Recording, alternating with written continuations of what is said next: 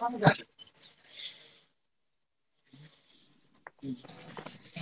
biasa. Assalamualaikum.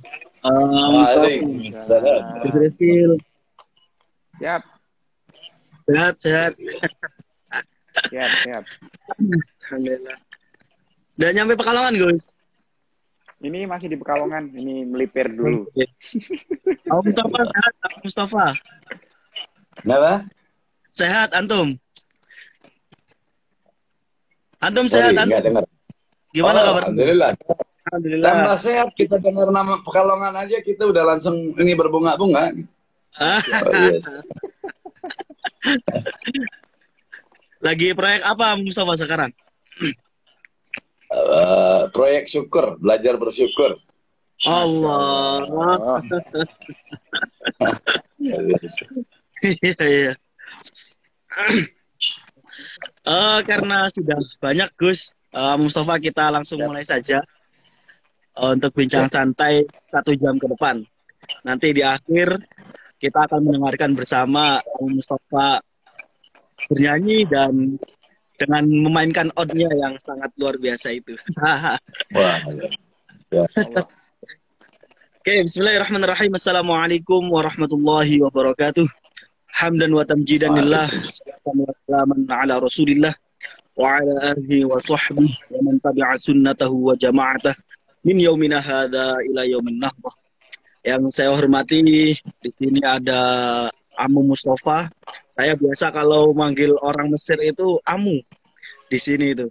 Karena Aman adalah nama panggilan yang akrab sekali di Mesir dan negara Timur Tengah. Ada Abu Mustafa yang alhamdulillah sekarang kita sudah hadir bersama kita. Dan ada juga Gus Rifkil selaku pengasuh dari Pondok Pesantren Manbaul Hikam Kaliwungu, Jawa Tengah. Yang insya Allah kita akan bersama bincang bareng tentang fenomena musik yang dianggap haram oleh kaum-kaum Islami sebelah kita, gitu. Jadi ini sangat menarik sekali untuk dibicarakan. Di sini juga Bang Mustafa yang sudah bertahun-tahun ada di dunia musik, pasti beliau merasakan sekali goncangan-goncangan itu atau anggapan seperti itu dari teman-teman yang ada di sebelah kita, gitu. Dan juga nanti kita akan bahas hukum-hukumnya juga dengan Gus Rifkil Muslim.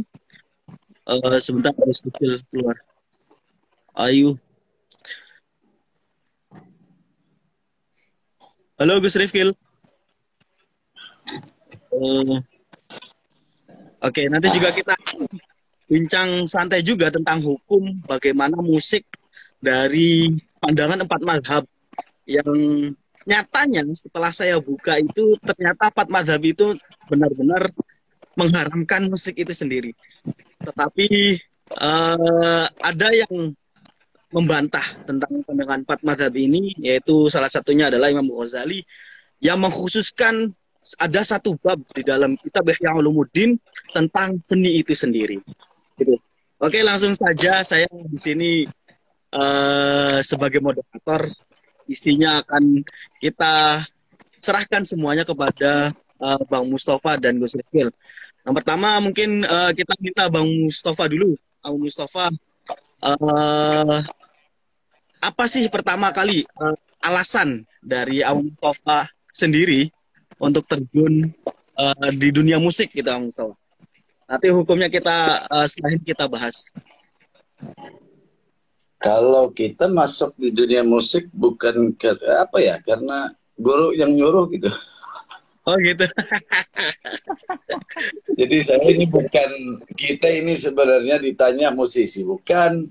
Kadang merangkap sebagai musisi, tapi di waktu yang sama awalnya Syekh Fattah suruh musik sudah selesai. Jadi kita nggak diajarkan banyak nanya gitu.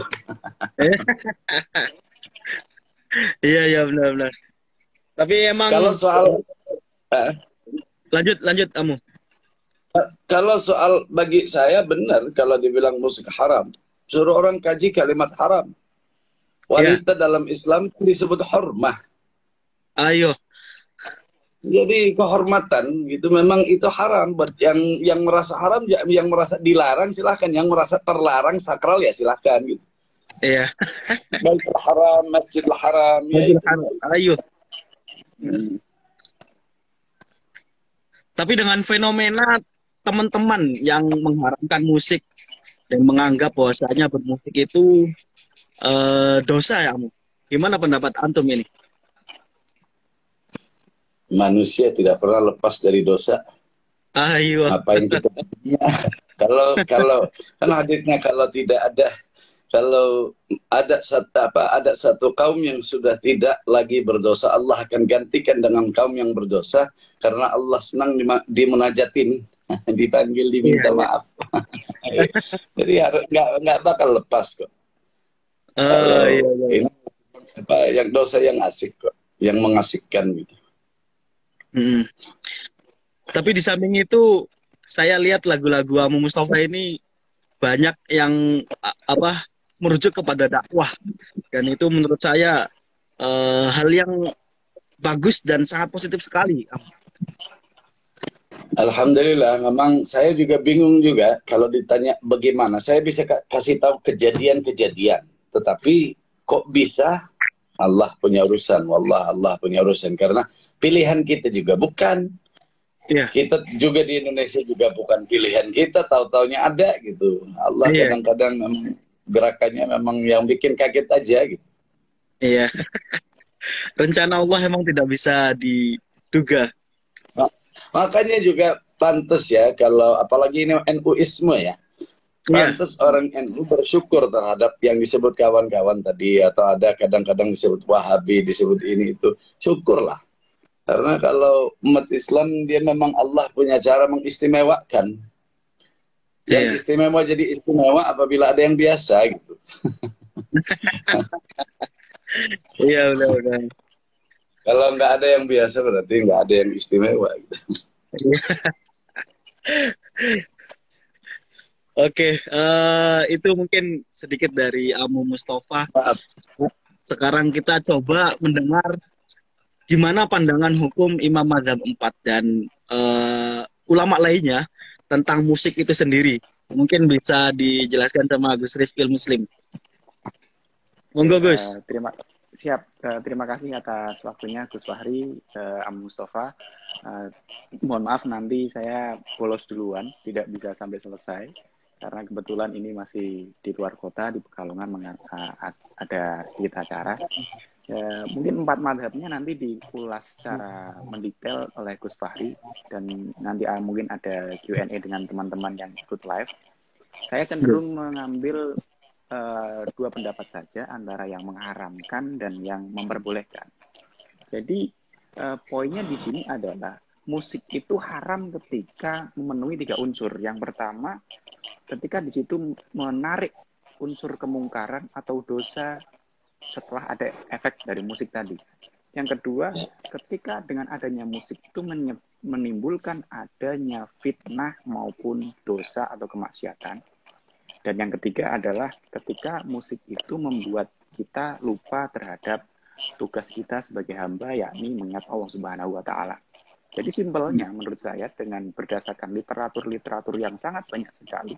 Bahkan tadi Gus Fahri juga mengatakan, Imam Ghazali di Ihya Ulumuddin juga menyampaikan satu bab khusus di situ. Bahkan di Ihya Ulumuddin kalau tidak salah saya menemukan ibarat di halaman 268 di juz 2 itu iklan angan qaulul qail ila angkol, di situ ada panjang sekali ibaratnya. Intinya Imam Ghazali tidak menemukan satu nas pun yang secara tersurat, yang secara ceplos mengatakan musik itu haram. Ya. Akan tetapi ketika memang dari 3 unsur tadi, dengan adanya musik bisa menarik kemaksiatan, bisa menarik perbuatan keji, dan bisa menyebabkan ghaflah, lupa akan Tuhannya, maka status musik bisa berubah menjadi haram. Akan tetapi ketika tidak memenuhi 3 unsur tadi, sah-sah saja. Dan bahkan dalam kaidah fikih ada mengatakan al-aslu al-ibahah. Hukum asal dari semua perkara adalah boleh sebelum ada yang melarang. Nah itu mungkin nanti diulas lebih detail oleh Gus Fahri setelah 4 madhab. Dan yang paling menarik justru menurut saya adalah ini yang dipakai teman-teman dari kaum sufi atau yang lainnya. Maulana Jalaluddin Rumi pernah mengatakan bahwasanya ketika ditanya musik yang haram itu seperti apa, ternyata jawaban dari Jalaluddin Arumi mengatakan musik yang haram adalah bunyi dari garpu dan sendok dan piring ataupun alat makannya orang kaya yang didengar oleh tetangganya yang kurang mampu.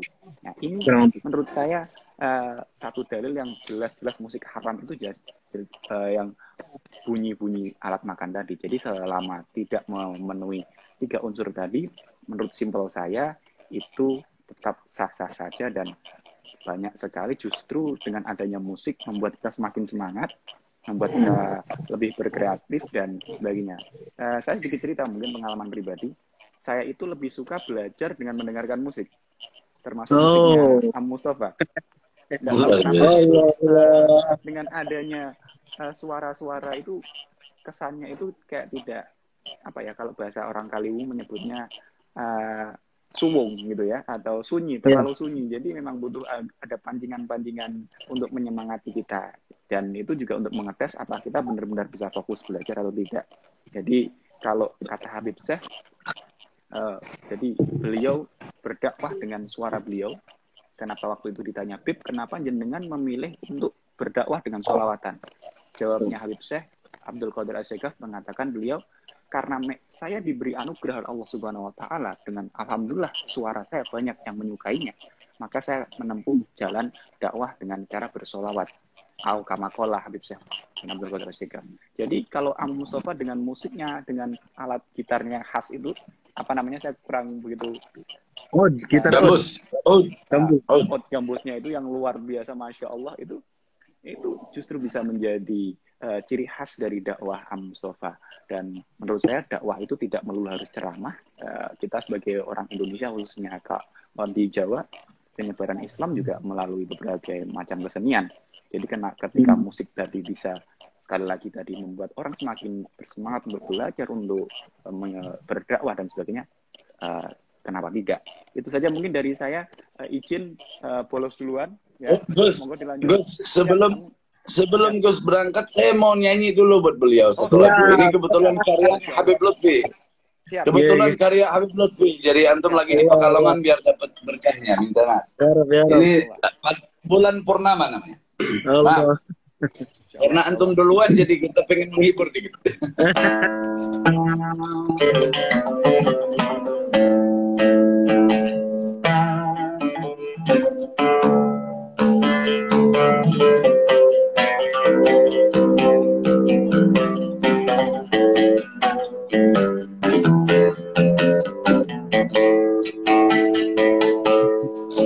Sallallahu Rabbuna ala an-nur al-mubin ala al-Mustafa al-Mukhtar as-Sadiq ba'd al-amin.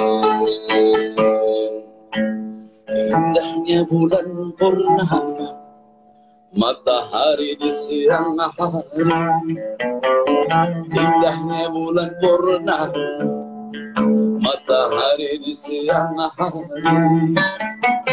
Tidak seindahnya Sayyidul Mursalin, tidak seindahnya Sayyidul Mursalin. Sallallahu Rabbuna ala an-nur al-mubin ala al-Mustafa al-Mukhtar as-Sadiq wa'ad al-amin. Wah, gede. Menghibur orang di kota Pekalongan, insya Allah kita juga kecipta. Beliau yang berhak, kita dapat berkahnya, insya Allah. Amin. Amin. Gus Fahri, teman-teman yang menyimak live Muisma, saya izin dulu. Kurang lebihnya minta maaf. Assalamualaikum warahmatullahi wabarakatuh. Waalaikumsalam warahmatullahi wabarakatuh. Hati-hati, Gus.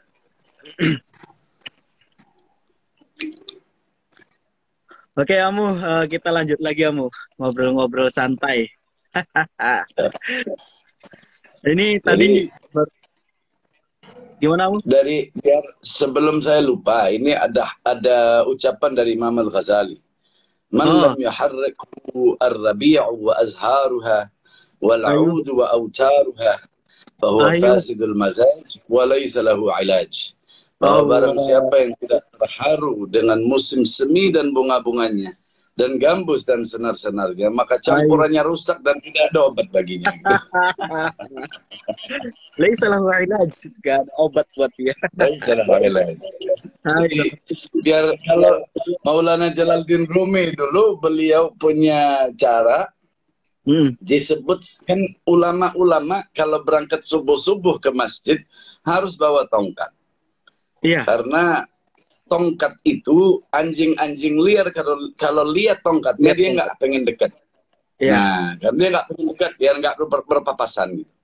iya, iya. Hazrat Maulana Jalaluddin Rumi dia bilang gambusnya itu apa namanya gambusnya seperti tongkat tersebut. Jadi buat ulama-ulama Oh, yang nggak paham dia akan jauh gitu. iya, iya. Dari jauh aja nggak pengen deket. Udah Iya, nggak iya. bener gitu. Iya. Bahkan Jalaluddin Arumi itu punya grup untuk mengiringi dakwahnya. Bener ya, Amu? Iya, iya. Yang Muridnya, Maulawiyah. Grup iya. maaf lah ya. Benar. Ah, iya. Muridnya eh, Yusuf Kenan, beliau sampai sekarang masih dipelihara neinya beliau yang Oh, masih ada berarti, Amu? di museum makamnya Museum. beliau di sana. Iya, iya, iya, iya, iya, iya, iya. Masya Allah, Masya Allah. Dan itu menjadi salah satu alasan Imam Ghazali membantah ulama-ulama fikih tentang musik itu, Bang. Jadi karena Imam Jalaluddin Arumi berdakwah menggunakan musik dan beberapa sahabat juga senang mendengarkan musik. Contoh Abu Thalib Al-Malawi, gitu. Itu beliau memperbolehkan musik karena sahabat-sahabat Nabi dulu sering mendengar musik, gitu. Dan itu jadi alasan Imam Ghazali untuk membolehkan musik itu sendiri. Karena al-aslu hukumnya itu nggak ada untuk melarang ini musik ini haram, Benar. musik ini haram. Ada satu hadis saja yang dilarang itu bermain suling dan gitar. Tapi itu konteksnya dalam bermain untuk di tempat-tempat maksiat. Selain itu kan Dan itu boleh. pun kalau orang terjemahkan suling bukan suling, itu namanya disebut mazamirus syayatin. Mizmar Oh, itu adalah sejenis suling iya. yang pada saat orang lagi berangkat berbondong-bondong mau sholat, ini orangnya lagi mengalihkan syaitan, itu yang Oh, mengalihkan daripada yang baik. Jadi di situ doang gitu. iya, iya, iya, iya. Tapi Takbirannya buat itu. kita, ya itu mazamir mizmar itu Iya, iya, apa iya. ya? Dia suling yang khusus, nggak semua suling.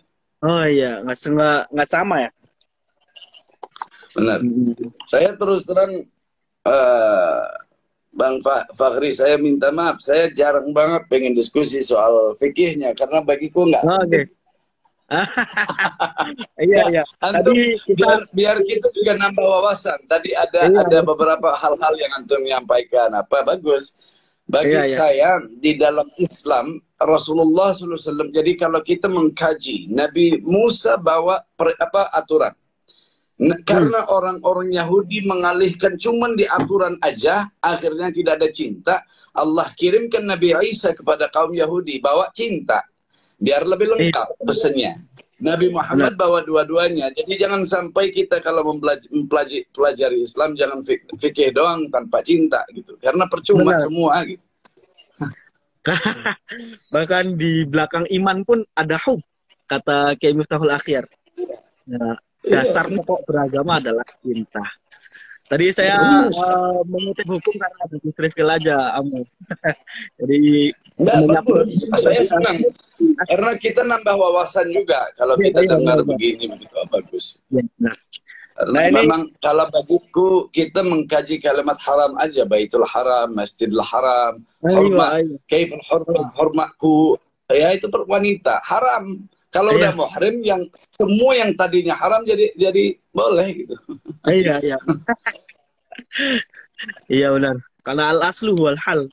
Di semua itu aslinya halal gitu. Kalau kaidah Ya. fikihnya. Nah, Ya, sekarang kamu, saya mau tanya-tanya tentang bagaimana perjalanan Amu Mustafa ini bisa nyampe Indonesia. itu Kira-kira Allah punya cara. awal mulanya ke Indonesia, terus Saya harus ada kalimat yang diutarakan keluar sebentar ya. oke. Eh, kopinya udah mau habis. Sebentar. Bisa minta kawan-kawan bikin kopi. Kawan-kawan aja. Maaf. Karena Siap. biar lebih seru. Gimana bisa nyampe Indonesia ya? Iya. Memang Allah punya cara yang sangat luar biasa. Kalau ceritanya, kita tahun 97 kalau tidak salah, kembali dari tinggal di Republik Dominika di Amerika Selatan, 2 tahun tinggal di sana. Oh, Ya. Ini Syed Mahdar dari Crescent Collective ini dari Malaysia, ini orang baik banget. Pokoknya kalau ke Allah. Malaysia ini yang punya wilayah. Jadi kalau kita di Republik Dominika sekitar 1,5 tahun 2 tahun, habis dari situ balik ke Amerika dan Syekh Fattah guru tarekat, oh ayah saya tapi guru tarekat kita menerima ilham suruh ke Indonesia. Oh. Sudah. Jadi sampai sini kalau antum bicara ikhwan Wahabi atau ikhwan yang disebut Salafi atau apapun yang disebut dirinya yang biasa mengharamkan sampai jabat tangan kadang-kadang diharamkan habis salat dan lainnya. Iya. Yaitu yang nyambut pertama kali kita datang ke Indonesia. Syekh Farid Oqbah namanya. Sama kawan-kawan. Sehingga bagiku saya nggak mungkin saya senang dengan kalau bahasanya Imam Ghazali juga bahasanya adalah setiap manusia tersesat dalam khayalannya. Orang sufi yang paling sesat doakan saja. Oh, iya, iya, Artinya jangan diganggu. Dia lagi asik sendiri, jangan diganggu. Intinya kamu balik ke sejadahmu, doakan aja biar dia nggak diganggu. iya, iya, iya. Berarti karena masyhad itu ya, masyhad dari guru untuk ke Ya, pindah ke Indonesia itu. ya istilahnya bahasa Jawanya wangsit. Iya, wangsit. Ilham udah suruh berangkat udah. Nyampe sini belum kenal siapa-siapa. Yang pertama yang menyambut sampai kita pakai tasbih aja bid'ah. Jabat tangan habis sholat bid'ah. Ya Syekh ikutin aja biar nggak bikin tersinggung gitu. Iya, iya, iya, iya, iya. Jadi tasbih di saat taruh di dinding sebentar gitu. Tapi akhirnya bisa lepas juga sama mereka ya. Enggak, saya kalau Allah kasih kesempatan, saya masih nyambung komunikasi karena bagiku semua manusia itu dari Allah dan sedang kembali kepadanya. Masing-masing punya cara, masing-masing punya jalan. Dan Benar. sepantasnya kita bagaimana kita rasa keistimewaannya Allah kecuali ya itu tadi ada yang biasa gitu. Biasa. Dan kalau dalam haditsnya jalan ada 72 jalan semuanya dalam neraka kecuali yang satu. Yang satu yang mana? Jalanmu. Karena itu yang Allah gariskan buatmu. Intinya bersyukur terhadap garisannya buatmu. Karena jalanmu itu paling benar buatmu gitu. Iya. Jalan kita. Iya.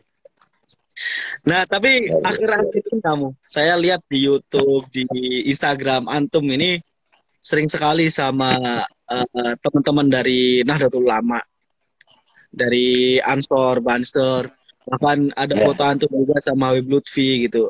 Kira-kira pandangan antum tentang Jamiah Nahdlatul Ulama ini ketika antum pergi ke Indonesia gimana? Kalau saya melihat walaupun saya ini tidak termasuk golongan NU, saya juga setelah kawan-kawan yang pertama saya bilang nyambut. Iya. Habis itu kita di Makassar bersama Universitas Muslim Indonesia di bawah naungannya Allahyarham Pak Basalama, Pak Abdurrahman Basalama yang menjadi omnya Khalid Basalama. Iya. Nah, habis di bawah naungan beliau sekitar 2 tahun, pindah lagi ke Jakarta. Dari situ sempat disponsori oleh Universitas Az-Zahra dari keluarga bin Syihab Jakarta. Oh. Dan yang bawa kita ke Jakarta itu Habib Agus Arsal Abu Bakar Al-Habsyi. Beliau orang Makassar sama keluarga besar Al-Habsyi. Nah, habis itu, dan itu kalangan-kalangan Syiah. Iya. Nah, saya nggak tahu beliau intinya duduknya bersama-sama Syiah. Dan cocok juga. Kita sama Wahabi cocok, Syiah cocok, NU cocok, Muhammadiyah cocok. Gitu. Istilahnya kalau bahasanya Maulana Jalaluddin Rumi, Nei itu bisa masuk ke majelis mana aja dan semua orang yang dengerin bisa merasakan ceritanya. Sedangkan Nei punya satu cerita dan itu saya berasal dari rumpun bambu dan pengen balik lagi. Jadi selama kawan-kawan Salafi atau Salafi Saudi ya, atau yang biasa NU menyebutnya sebagai Wahabi, selama dia masih mau duduk bareng, ayo. Kalau mau salawatan bareng juga, ayo. Iya. Tapi sepertinya antum sangat dekat dengan Habib Lutfi. Mungkin bisa Habib Lutfi, cerita apa sama sebelum Syekh Fattah pulang ke rahmatullah tahun 2018 masuk, saya ini orang ajib nih. Besok-besok kalau bikin acara ini yang perlu diminta. Ini Ishaq bin Ali. Sebentar. Ini Ishaq bin Ali. Allah. Dari Aceh. Ya. Beliau banyak lagu-lagu bagus-bagus, dahsyat. Anak-anak jangan di dalam, main di luar, jangan di dalam. Ini tempatnya Baba, keluar.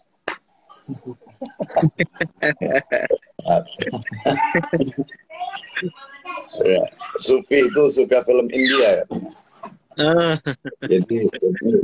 Jadi kalau buat kita ini Habib Lutfi itu saya pertama kali ketemu, ini Allah punya menunjukkan kebesarannya dan kemuliaannya yang melalui Habib Lutfi ini. Di mana pada saat pertama kali ketemu sama Habib Lutfi, kita belum ngomong, belum apa, duduk minta kertas sama gambar, sama pensil atau pena. Lalu beliau menggambarkan settingan orkestra. Beliau belum saya sempat cerita kalau kita lagi garap orkestra buat Maulid 2 bulan depan.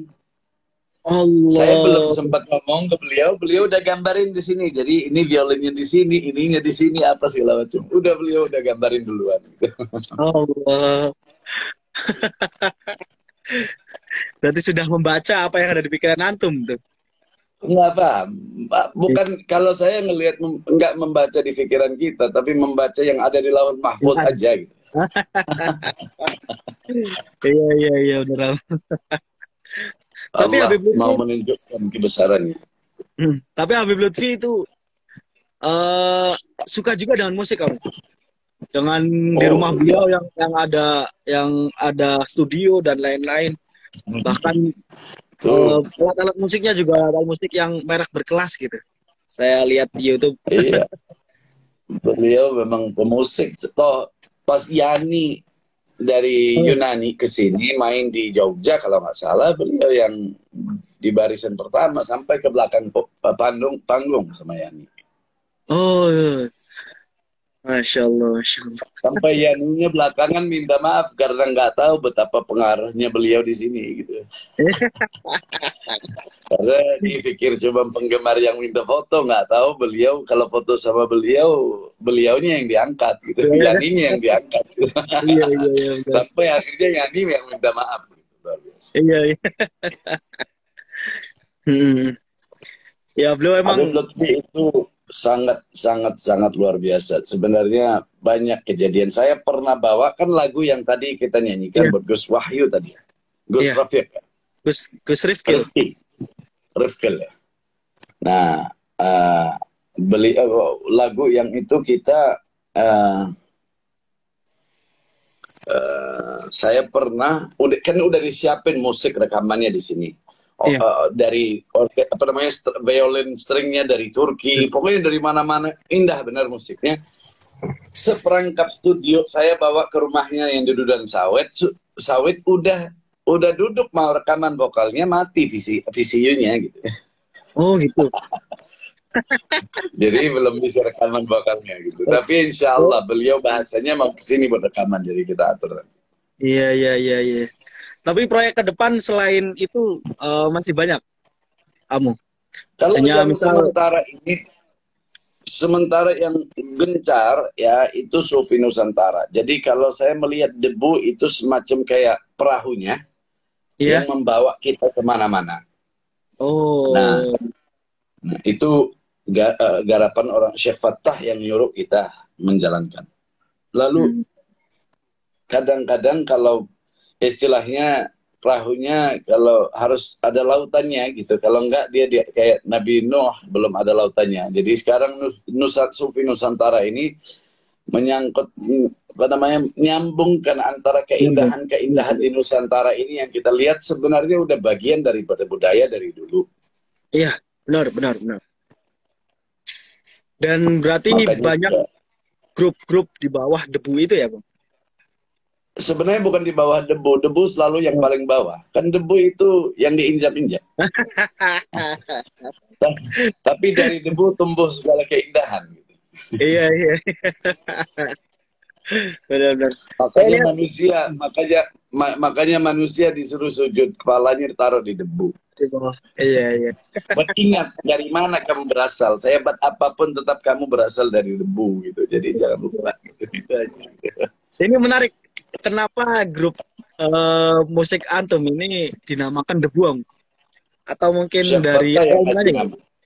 Oh, siapa Syekh tahu. Fattah yang ngasih nama dulu. Dulu beliau punya grup juga di Amerika namanya Dust on the Road. Oh. Dan sempat setahun 2 tahun jalan. Habis itu beliau apa ya? Istirahat. Berhenti. Karena mungkin awalnya kan niatnya untuk orang-orang tarekat berekspresi di situ. Iya, iya, iya. Musik jenis musiknya klasik rock. Tapi setelah berapa tahun orang-orang pada nanyain duit gitu. Jadi Syekh udah daripada akhirnya menjadi apa namanya repot, Syekh menghentikan gitu. Ini tadi saya agak lemot dikit karena lagi mikirin Nahdlatul Ulama itu adalah orang menjadi NU sebuah kebanggaan. Benar nggak? Benar, benar, benar. Lalu habis NU jadi apa? Habis NU. Iya. Jadi Jadi NU debu. sampai debu. Enggak. Habis NU semua kembali ke debu gitu. Karena dari kalimat Nahdlatul Ulama itu kebanggaan. Banyak remaja-remaja yang ikut di NU menjadikan kebanggaan buat Ibu Pertiwi. Tapi pada intinya ujungnya semua kembali ke debu. Kembali ke debu. Iya, iya, iya. Jadi namanya penuh makna ini, Amu. Ini baru karena antum yang inspirasikan itu, saya bingung. Luar biasa. Tapi sama Syekh Fattah disebutkan nggak, Bu? Kenapa namanya itu debu? Atau beliau punya lain? Beliau pernah kasih penjelasan satu, dan itu dari syairnya Hafiz Shirazi kalau tidak salah, dari Iran. Dan beliau syairnya adalah bahwa kita ini hanya debu di jalannya Allah. Iya, iya. Jadi saya menemukan karena kan banyak ilmunya gitu. Iya, karena di rumah terus kan. Akhirnya di antara beberapa penjelasannya mengenai debu yang dikasihnya adalah dulu Sayyidina Ali. Kan kita orang tarekat dan rata-rata hampir semua tarekat pasti bersyarat ke Sayyidina Ali, hampir semua. Iya, iya, benar. Naqsyabandi ke Sayyidina Abu Bakar, tapi di waktu yang sama nggak akan lepas dari Ahlul Bait. Gitu. Iya, benar. Ya, sehingga Sayyidina Ali pernah masuk ke dalam masjid dan dibersihkan sambil disampaikan ya Aba Turab. Ya Aba Turab. Wahai bapaknya debu. Lalu di dalam Al-Quran pun juga ayatnya bahwa hari kiamat orang-orang kafir akan bilang andai saja saya bagian dari debu gitu. Oh, Ya laitani kuntu turaba. Maafkan. Ini urusannya Allah, dikasih penjelasan masuk. Karena kita ini tidak ada apa-apanya kalau sanad tarekat yang dipegang semuanya itu ke sanad ke Sayyidina Ali dan nggak mungkin lepas dari Ahlul Bait. Termasuk saya kemarin baru mengkaji NU punya silsilah. Sama. Dari Sayyidina Muhammad bin Ali. Muhammad bin Ali. Ayo. Ya, yang mendapat Anaknya dari abangnya Sayyidina Husain. Ya. Ayo. Sayyidina Ali. Hasan dan Husain kan turunnya politik. Ya. Kalau Muhammad bin Ali turunnya ke ilmu, ke thariqah dan sebagainya. Iya. Sebenarnya kalau kita ngelihat, kan aku baru kemarin menjelaskan setelah kemarin siapa channelnya NU channel, aku lupa yang mana, salah satu channel NU yang men-sharekan atau mungkin ulama Nusantara atau apa yang men-sharekan sanadnya NU. Saya kan penasaran selama ini dari mana ini. Dan pada saat kita melihat baru kita mengkaji-kaji dikit. Iya. Ya, boleh. Lalu kita melihat sebenarnya orang Islam tidak bisa lepas dari politik. Politik itu kan urusan manusia sebenarnya. Benar. Nah, Sayyidina Husain sebenarnya udah kalau bahasanya kemarin yang kita baca bahwa sudah dianjurkan oleh adiknya Muhammad bin Ali ini, kamu ke Yaman aja bikin pasukan di sana. Tapi Rasulullah datang pada dia, suruh dia ke Karbala. Jadi bagaimana? Jadi bukan masalah urusan politik, tapi masalah memang udah harus dijalankan. Gitu. Udah harusnya di sana. Bahkan di pertengahan jalan itu kembali diingatkan sama siapa namanya, Farozdak At-Tamimi. Nah, di tengah jalan itu sudah diingatkan sama salah satu tabiin namanya Farozdak At-Tamimi. Sayyidina Husain, panjenengan jangan ke sana, jangan ke Karbala, ke Yaman saja. Itu peringatan kedua kali, tapi karena niat Sayyidina Husain dan emang jalannya sudah di sana. Dan akhirnya Sayyidina Husain kukuh dan tetap berjalan ke Karbala. Kita punya guru tarekat Syadziliyah.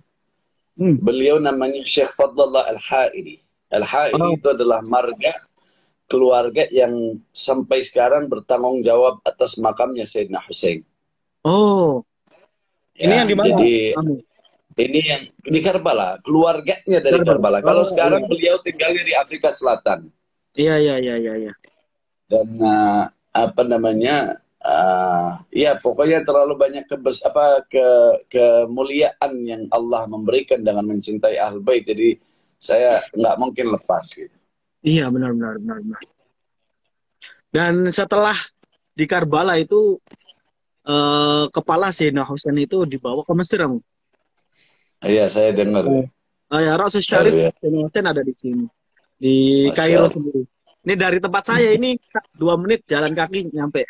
Masya Allah, sampaikan salam. Ya, insya Allah nanti ziarah ke beliau. Bisa disampaikan ke beliaunya, saya pengen ke Karbala. Kan sampai sekarang Allah belum bukakan jalan gitu. Iya. Jadi biar ikut doakan gitu. Ya Rab. Nanti kita ziarah bareng sana. Amin. Amin. Oke, Amu, sebelum terakhir antum main gitar, mungkin pesan dan untuk para nahdiyin muda ini yang nonton, yang barangkali ada pesan dari antum untuk sedikit lah. Satu pesan.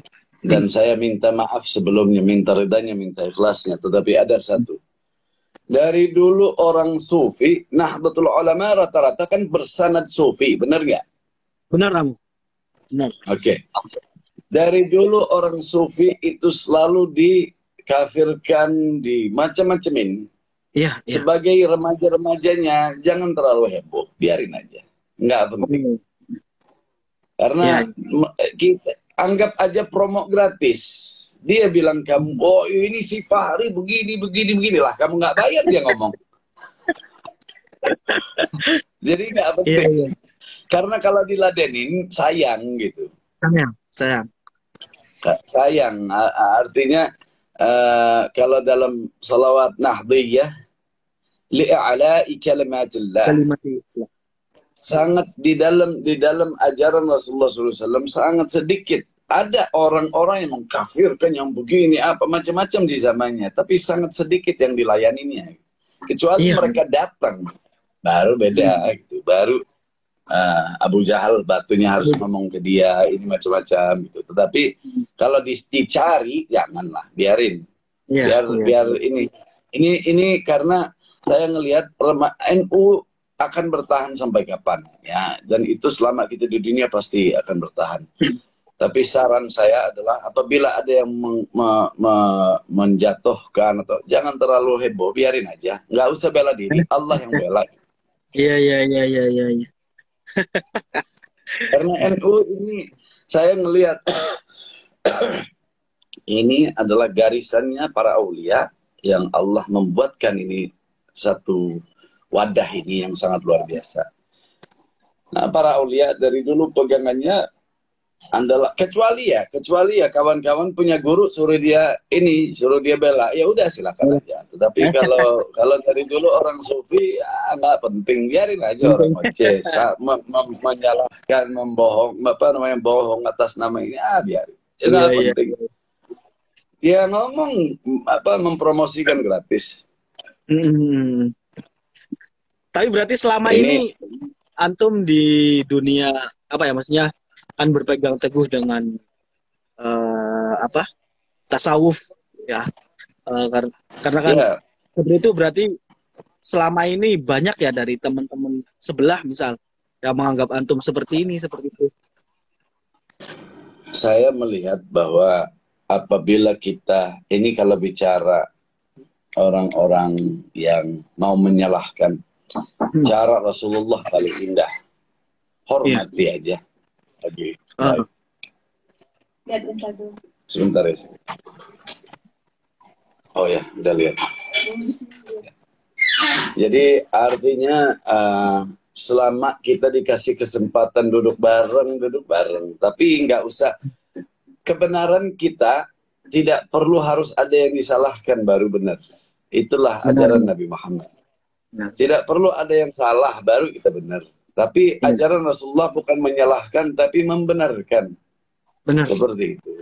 Membenarkan. Jadi ada yang datang Rasul, ya remaja, ya Rasulullah, saya ini bisa jalankan semua perintahnya dan menghindari semua larangannya kecuali satu. Oh, bukan yang ini. Yang satu lagi, remaja datang, ya Rasulullah, boleh nggak aku zina? Jawaban Rasulullah apa? Boleh. Kalau ada yang gitu sama ibuku mau nggak? Nggak mau. Kalau ada yang gitu sama saudara perempuan mau nggak? Nggak mau. Ya udah, jangan gituin ibu orang atau saudara perempuan orang. Itu aja. Jadi aslu kulli syai'in ibaha.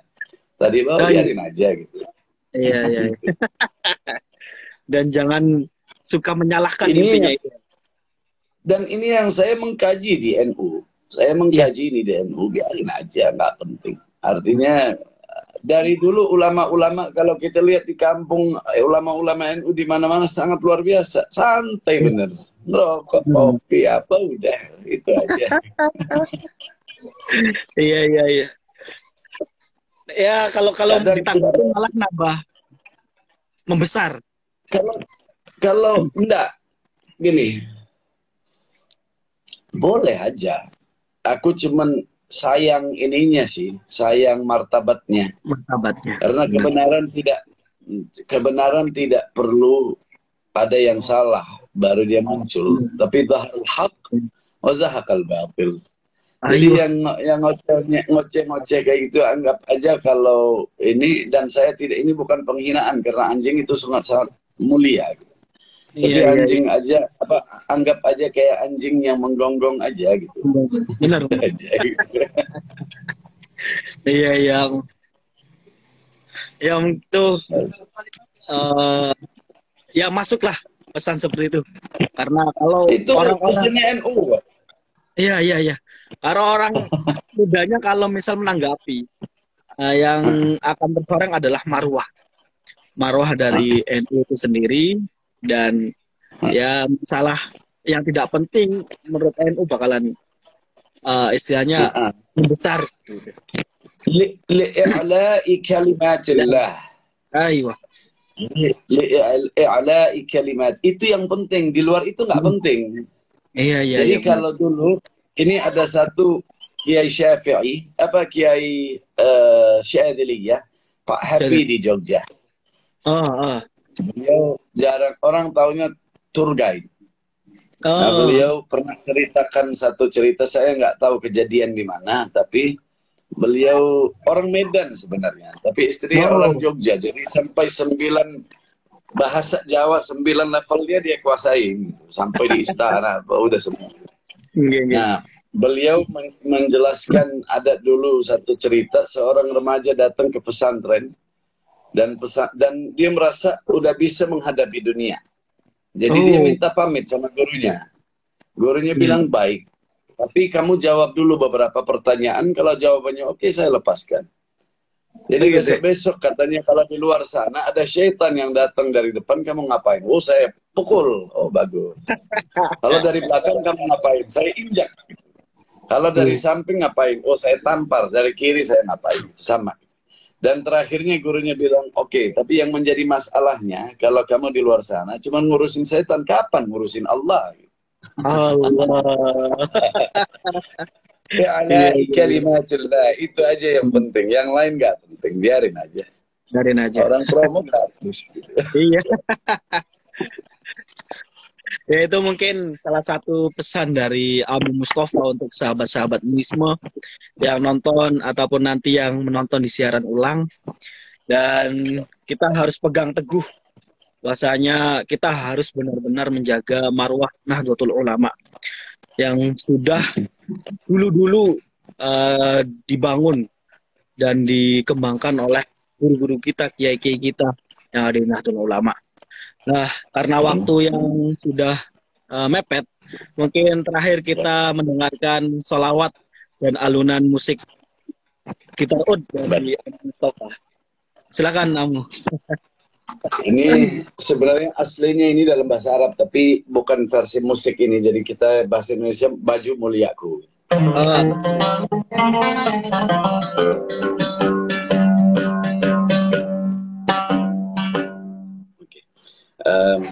Ini syairnya awalnya itu dari Syekh Muhammad Ibn Habib. Maroko.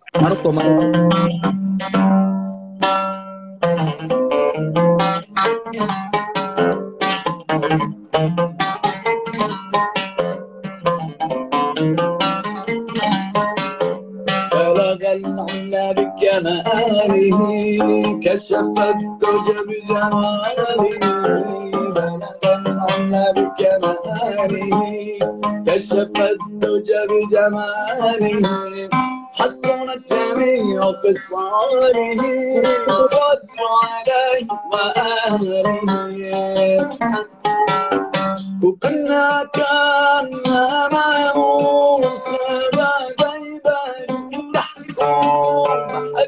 juga muliaku dalam menyebut namamu di saat aku mendekat hati hadir sedang lepas ku menyuarakan namamu kebanggaanku dari jamali كشفت جمالي بلغ العلا بكمالي كشفت بجمالي حسنت جميع خصالي صلوا عليه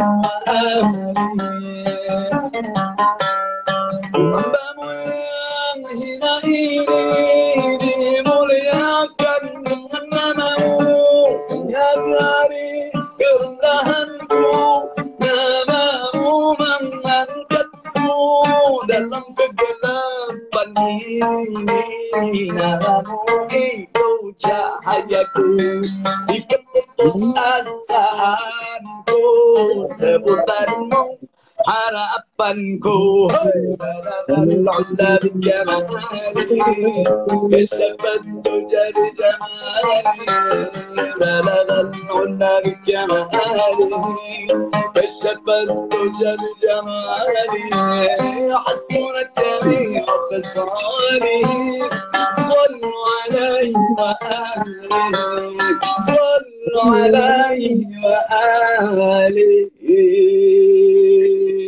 Masya Allah, Masya Allah, Masya Allah. Gamil, gamil. Siap, Amu. Mungkin sampai di sini dulu, Amu. Insya Allah nanti kapan-kapan kita undang lagi di Nuisme. Karena Nuisme banyak sekali yang, wah, ada Bang Mustafa katanya. So itu. Dan minta maaf kurang-kurangnya. Siap, saya juga kurang-kurangnya. Buat kawan-kawan juga yang nonton, insya Allah berkah. Insya Allah. Buat teman-teman sahabat Nuisme, mungkin sampai di situ dulu. Insya Allah minggu depan kita ketemu lagi dengan pembicara yang lain. Nanti insya Allah kapan-kapan kita undang Amu Mustafa lagi. Yang sangat luar biasa ini.